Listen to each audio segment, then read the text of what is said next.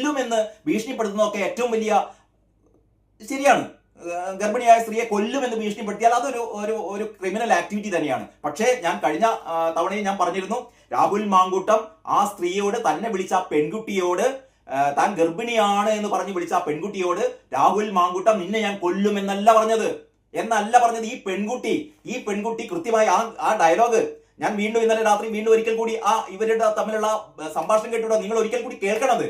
രാഹുൽ മാങ്കൂട്ടം എന്ന് പറയുന്ന, ഞാൻ വീണ്ടും പറയുന്ന രാഹുൽ മാങ്കൂട്ടം ആണ് എന്ന് ഞാൻ പറയുന്നില്ല.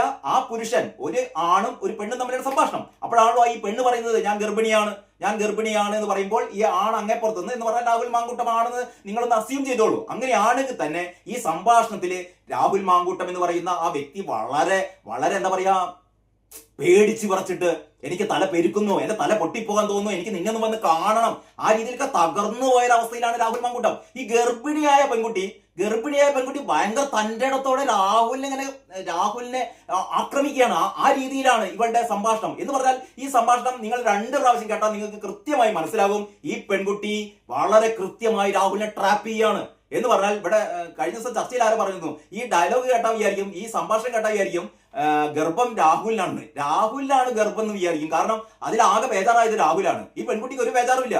ഈ പെൺകുട്ടിയാണ് രാഹുലിനെ കൊണ്ട് ഈ കൊല്ലും എന്ന് പറയുന്ന ഒരു